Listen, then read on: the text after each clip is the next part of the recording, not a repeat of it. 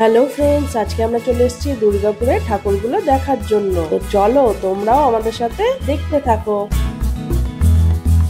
তো আমরা সবার প্রথমে চলে এসেছি গোপাল মাঠে, আর এখানে থিম হচ্ছে বৃন্দাবনের প্রেম মন্দির। আমাদের এখনো পর্যন্ত বৃন্দাবন যাওয়ার সুযোগ হয়নি, তবে এই প্যান্ডেলটা এত সুন্দর বানিয়েছে, দেখে পুরো মুগ্ধ।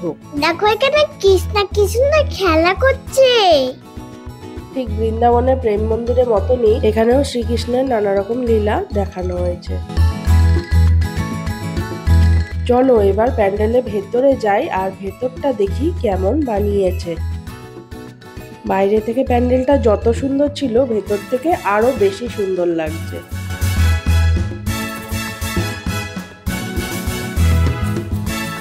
এটা হলো গোপাল মাঠের মা দুর্গার মূর্তি, খুব সুন্দর হয়েছে।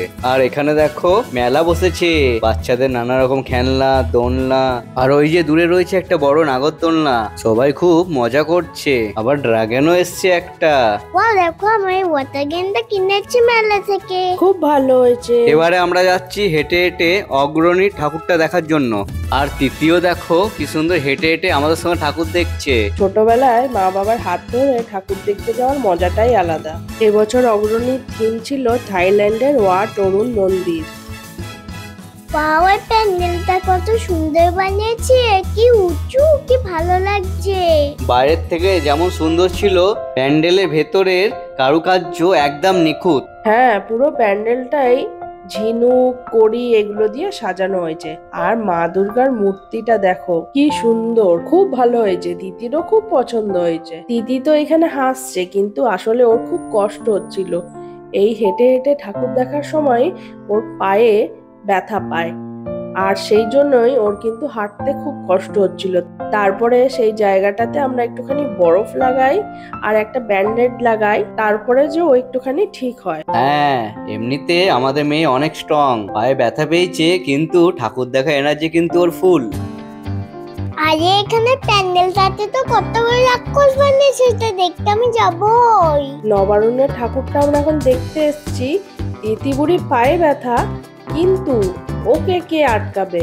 দেখো দৌড়ে দৌড়ে ও আগে চলে যাচ্ছে। আর এখানে একটা ড্রাগন দেখতে পেয়েছে, সেটা দেখে কি খুশি। দেখো ড্রাগনের মতো জিভ বার করে বলে আমার ফটো তোলো। মাম্মা আরো ফটো তুলে দাও, আরো ফটো তুলে দাও। কে বলবে ওর একটু আগে পায়ে ব্যথা ছিল, দেখো কেমন লাফাঝাপা করছে। আর নবারুণের প্যান্ডেলটা যেমন সুন্দর হয়েছে, ভেতরের সাজসজ্জা আর মায়ের মূর্তি অসাধারণ হয়েছে। আজকে আমরা একটু রাত করেই বেরিয়েছি, আর প্ল্যান ছিল যে অনেক রাত পর্যন্ত ঠাকুর দেখব। তবে দিদির যে এরকম পায়ে লেগে যাবে সেটা বুঝতে পারিনি, আর তার জন্যই দেখো ও একটুখানি বিরক্ত হচ্ছে। না হলে এত জায়গায় আমরা ঘুরতে যাই, কোথাও এরকম করে না। আর যেহেতু একটু রাত হয়ে গেছে, তাই ওর একটুখানি ঘুম ঘুমও পেয়ে যাচ্ছে। এখন তো আমার মনে হচ্ছে ওকে নিয়েই রাত্রেবেলা ঠাকুর দেখতে আসাটাই আমার যেন ভুল হয়েছে। এবারে আমরা চলে এসেছি দুর্গাপুরে চতুরঙ্গর মাঠে, আর এখানে প্যান্ডেলটাও খুব সুন্দর হয়েছে। কত বড় একটা পুতুল বানিয়েছে দেখো। আর এই প্যান্ডেলটা দেখে তিতি খুব এক্সাইটেড, তাই ওর ঘুম উড়ে গেছে আর পায়ে ব্যথাও কমে গেছে। সত্যি তো এত সুন্দর হয়েছে যে বাচ্চাদের ভালো লাগারই কথা। আর দেখো এত ঘুম পেয়েছে, এত রাত হয়েছে, এখন প্রায় রাত 1টা, তাও এই গাড়িটাতে ওকে চাপতেই হবে। আর এখন চলে এসেছি আমরা মার্কনির ঠাকুরটা দেখতে। দেখো এখানে কি সুন্দর লাইটিং বানিয়েছে।